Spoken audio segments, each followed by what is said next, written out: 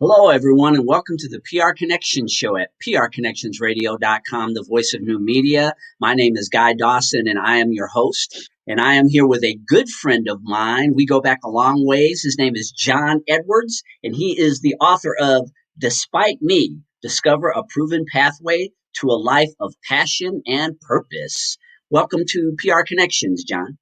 I'm glad to be here, Guy. Thank you so much for the opportunity. Nice to see you again, too. Yes, John is a leadership specialist, and I had the privilege of being taught by him in a series of workshops, more than a decade ago.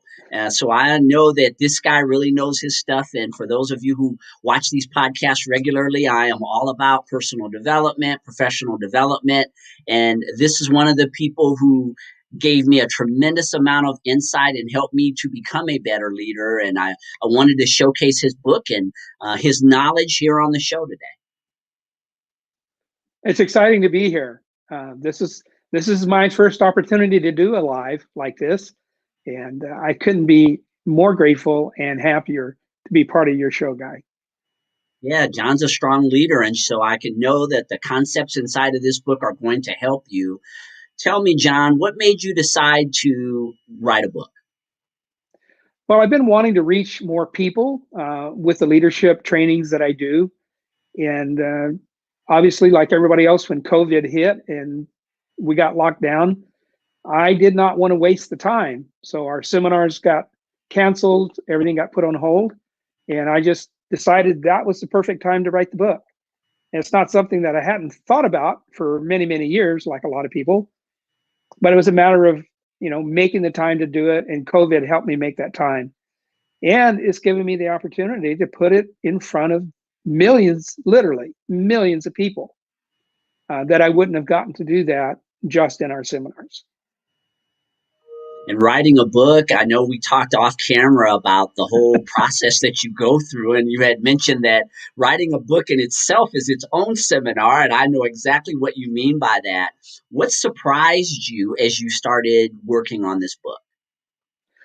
I think the first surprise for me was, regardless of how much immersion I've had in leadership and leadership training, there's always something to learn. And so I came up against some of my own interior boundaries in what I was willing to expose. And so I was in my own little seminar around that for a while. And I had to get over myself.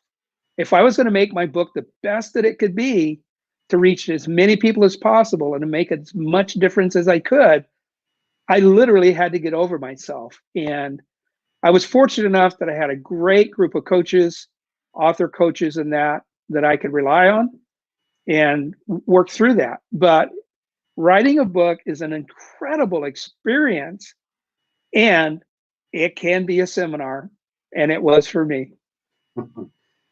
Absolutely. It's a personal growth exercise at a high level, really, because you're the one that makes it happen, right, John? You don't even get the benefit. Well, you created a team. I know you had mentioned that you brought together some people to help you, which utilize some of the skills I would imagine that you shared in the book.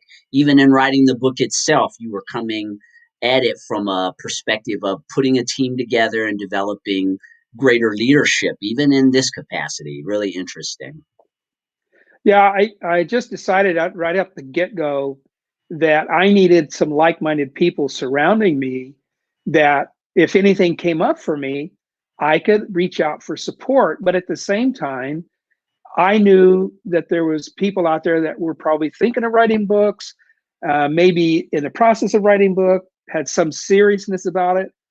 And so I just decided, why not invite them in, and let's just mastermind together and add value to each other's lives. And so that's what I did, and it has really paid off. This group now, we've been masterminding ever since the middle of March, when the COVID hit. And we meet every week. So it's really cool. And I really do hope that most, if not all of them, will eventually write their book, because they've all got a story to tell, just like I did.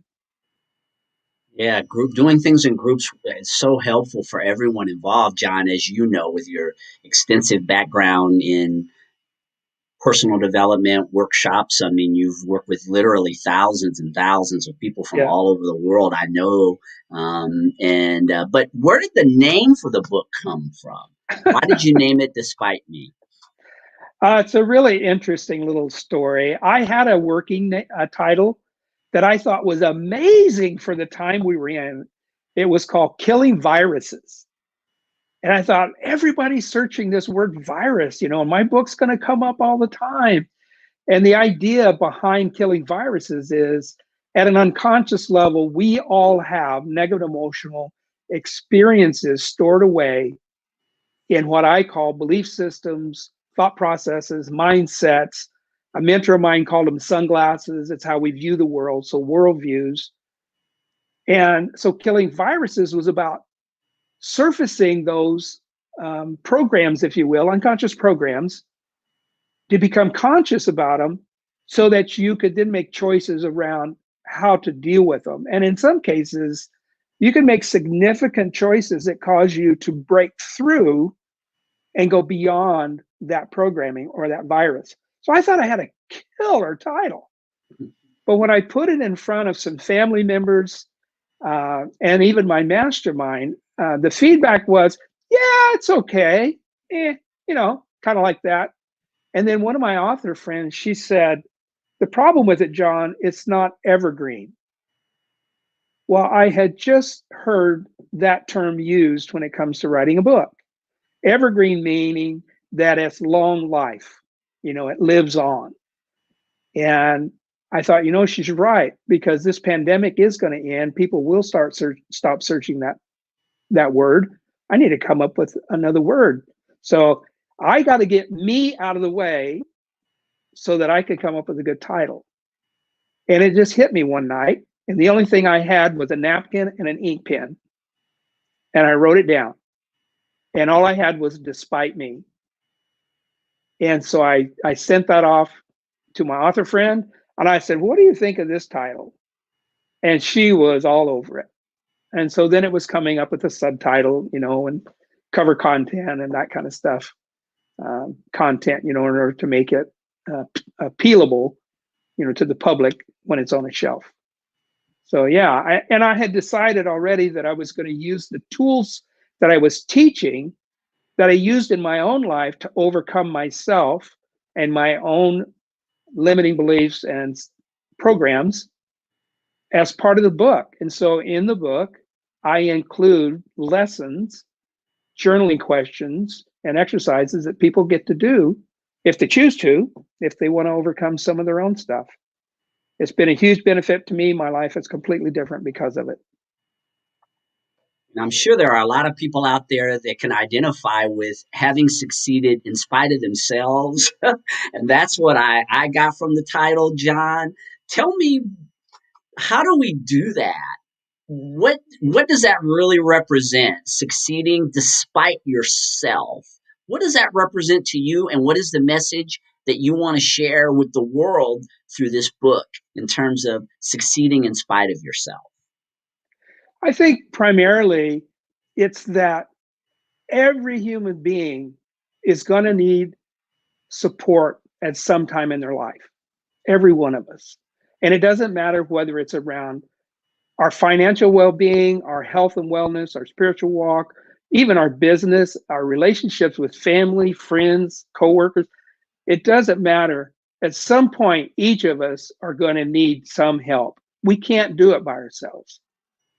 And so I had to, when I first started in the personal growth industry, it took me swallowing my own pride about who I thought I was as a man to take that first step and meet a man who became a mentor of mine up until he passed away. And so that title, Despite, is getting me out of the way so that all the junk inside me could be revealed and dealt with.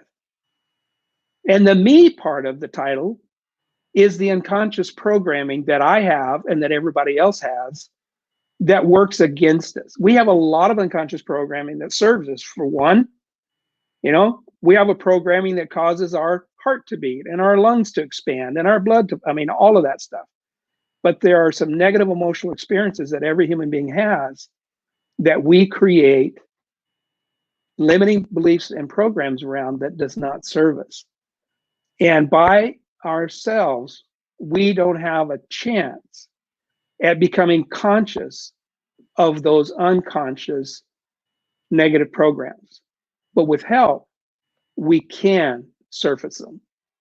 And once we become aware of it, then we know we have a choice. And anybody that has a choice is generally going to make a pretty good choice. If you say, I have this choice to move forward and this choice to stay where I'm at, most people are going to choose to move forward. And so despite me is all about moving forward, getting me out of the way, my internal representations, those negative programs, so that I can have and live the best possible life that I can create.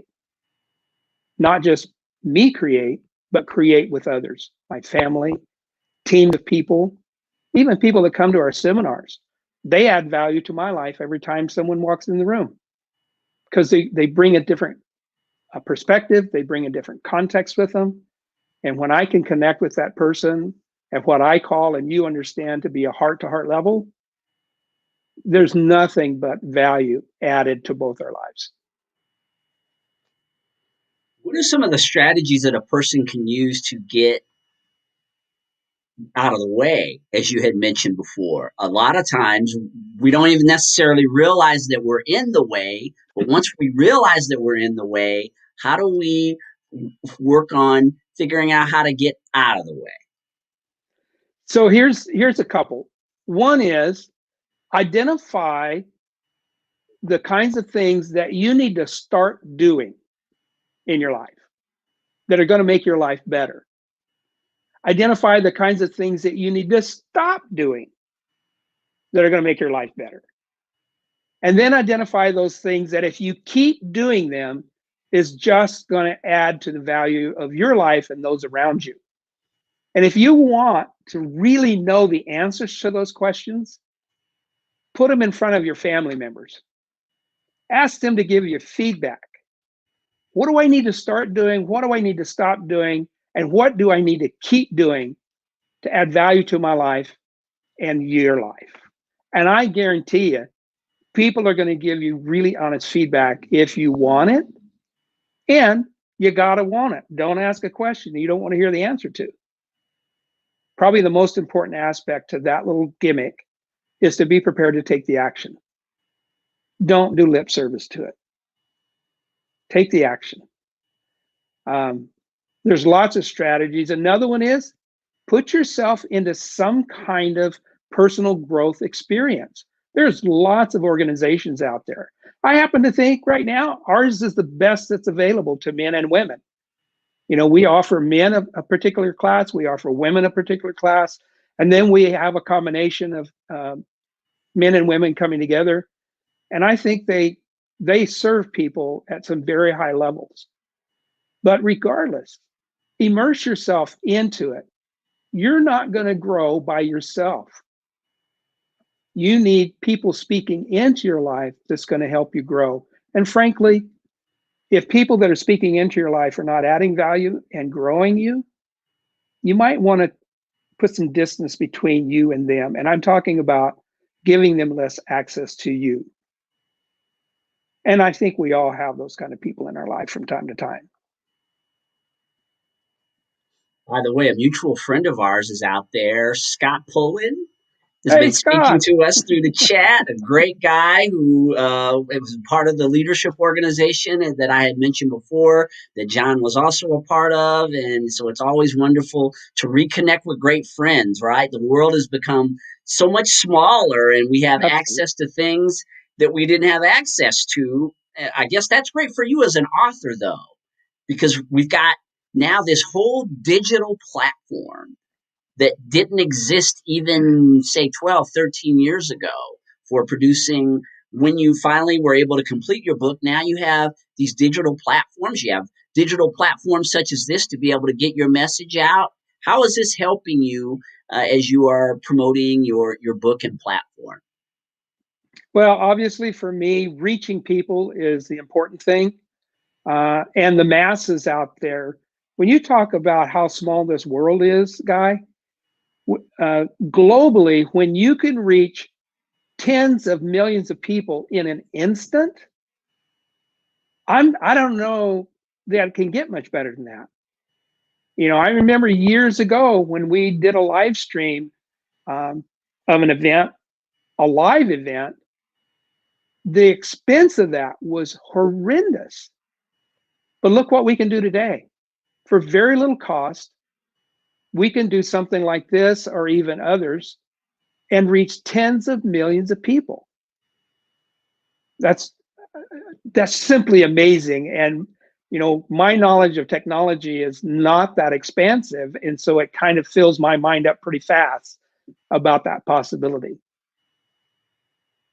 Yeah, when so many opportunities are available. And the one thing that I haven't asked you yet, John, is when did you become so focused on helping people to develop greater leadership skills? Is this an ongoing thing for you throughout your life, that you've always been fascinated with leadership, or was there a point in your life when you found this to be something that is interesting to you?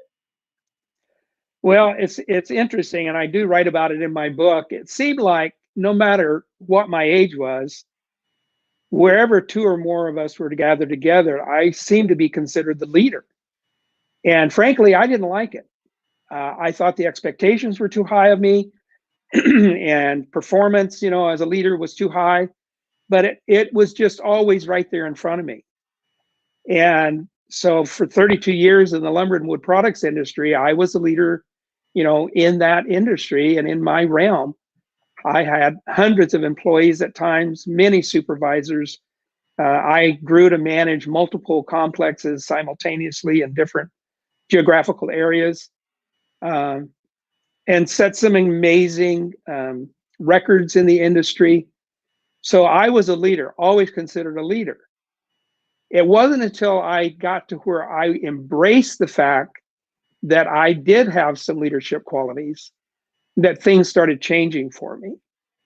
And 20 years ago, I went on a quest to actually identify what are great leaders and how in the heck do they hold it all together when the chaos hits them all at once. And so that's what my quest has been for the past 20 years. And you know, coincidentally, if you believe in those, I run across a gentleman named Brian Clemmer 19 years ago, and it changed my life. He spoke into my life in ways that no other man had ever spoken. And as a result of that, I ended up working for him for a very long time, and grew enough in my leadership abilities and in my coaching and training abilities that I was able to start my own company some years after he passed away. And so, leadership, everyone is a leader, but learning how to lead yourself first is key. And that's where I had to get to. How do I lead me? Can't lead anyone until I learn how to lead me. That's a great point that you make, John, about the self leadership. I think for a lot of people, they feel like I'm not really a leader in life. I'm just going through my life and I'm doing this or I'm doing that, not really understanding that leadership is just it's a part of all of our lives. And that, but the point that you made, it's impossible to be able to lead other people until you've mastered the ability to lead yourself. And is there a an aspect of that in this book that will help someone to become a better leader of themselves so that they could potentially lead other people? I believe there is. I wrote the book in such a way, even though it's nonfiction and everything in it is true, I wrote it in such a way that most people who read it will identify with the main character in the book. The main character in the book is me, but I write it from a place of a character named Jake, and Jake and his trials and tribulation through life. And it's all true.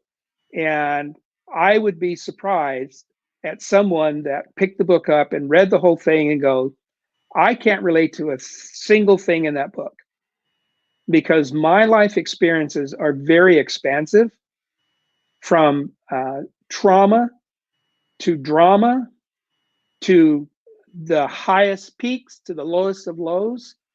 And I think all of humanity fits into those two categories. You've either been really high or you've been really low, and everything in between. And so I added the journaling questions and exercises in there to help people, overcome themselves. And yeah, it's challenging because it's not easy to get to a place where you're willing to expose yourself. And exposure is the best thing that can happen to you because you're spending a lot of energy trying to hold that stuff in. And all of that energy is wasted on creating the life you say you want. And so by self-exposure, that energy is released. You no longer have to hold it back. You no longer have to make believe it didn't happen. It happened. You're not going to change the fact. But now you've got a choice. How are you going to move forward from there and make your life better? Make the life of those around you better. Because honestly, when my life got better, it changed everything around me, and the lives of my family and friends all got better. Absolutely, I agree with you, John. The more we believe in ourselves, and the more that we embrace who we are and become self-aware, it doesn't just affect our lives. As you mentioned, that the self-leadership really rubs off on everyone. Everyone who's in our world Yeah. is affected by the fact that we have better lives internally and we feel better about ourselves. One of the things that my mentor taught me is context, and context is everything. And I'm either going to live in a context of my choosing, or I'm going to exist in a context of somebody else's choosing, whether intentional or unintentional. And I would urge all the listeners out there, the viewers, to decide the context you want to live in, and then be almost maniacal about living that context moment by moment, day by day. And yeah, the world is going to try and suck you back into its context. But when you can be intentional about living in your context, your life and the lives of the people around you will shift in dramatic ways. And if the only context you set and choose into is excellence, everything can flow from there in some very good ways. Be deliberate and intentional about the context you choose. Yeah, that's great advice, John. And if there's one thing that would be the biggest takeaway that you'd want a reader to have once they put your book down, what would it be? If I can shift and transform my character, anybody can. Because believe me, the man who I thought I was as a father, a husband, a friend, a boss, a coworker, an employee, who I thought that guy was 180 degrees off on my compass. I had no idea how the world was actually perceiving me because I didn't want to know. But when I started asking and I found out, it shook my core. And I knew right then that I had a choice to make. I could be right where I was 20 years from then, or I could choose to begin a transformation of who I am at a core depth, my unconscious programming. And that choice changed my life. Yeah, I still probably have hundreds, if not tens of thousands of unconscious programs that don't work for me. But the ones I have transformed that do now work for me rocketed my life forward. I really have come to love who I am. And frankly, where before I didn't have a love for humanity, I didn't care if humanity liked me, loving me was optional. What I needed and demanded was unconditional trust. What I was unwilling to give was trust at any level. But my breakthrough, when it came, gave me a love for humanity I didn't have any idea was possible. It's hard to even explain. I fall in love with people just because they're people. It's the craziest thing in the world. And no matter how much I try to give it all away, I can't. And believe me, I've been trying for 19 years to give as much love away as I can, and I never seem to run dry.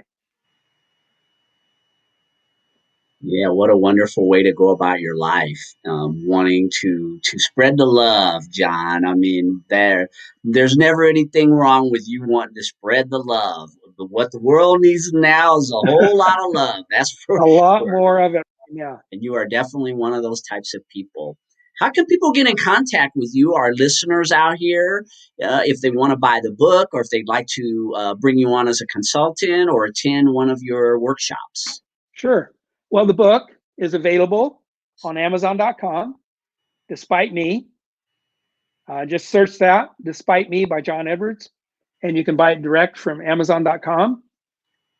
If you want to know more about who we are, our organization is called LifeQuest Seminars. And so on a website, lifequestseminars.com, you can find us. Excuse me. If you want to contact us about coming into your organization, or if you want to host a seminar and talk to us about that, you can even send us a message through the website. Right on the homepage, there's a contact us form there, and you can send that to us. But I'll give you my email address. It's john@lifequestseminars.com. And I'm very prompt about answering my emails. That's one thing I don't let get ahead of me. So you can do that, or you can call us at our 800 number, 260-3685, press 0, and that will connect you direct to me. And we'll have a conversation. And I'd be happy to help you any way we can. We have a number of facilitators in our organization. In fact, we have a women's class coming up in November, the 11th through the 14th. It's our high-level women's class called Beauty Revealed. It's a 4-day seminar being held on the Oregon coast, beautiful Oregon coast, November 11th through the 14th. So that's anybody interested in that, you can register right on our website. John Edwards is the author of Despite Me, Discover a Proven Pathway to a Life of Passion and Purpose. And again, a good friend of mine. And it was such a pleasure having you on this show, John. And I Thank you, know guys. from experience having you as a facilitator that you truly believe in the principles that you spoke about during this interview today. And I'm really looking forward to reading the entire book because I know there are going to be some tremendous nuggets inside of that book that will help me to become a greater leader. And I've just always appreciated you as a person, and I wish you nothing but success as you embark on this new journey as an author. Thank you, Guy. And for all the listeners and viewers out there, when you read the book, don't forget, go back to Amazon and leave a review for us. It helps people find the book easier, and it does lift the rankings. Guy, thank you again. This has been awesome. You're a good friend, and I'll love sending people your way. Thank you, John, and thank all of you for tuning into the PR Connections show here at prconnectionsradio.com, the voice of new media. Stay tuned for more shows on our network. Have a wonderful day.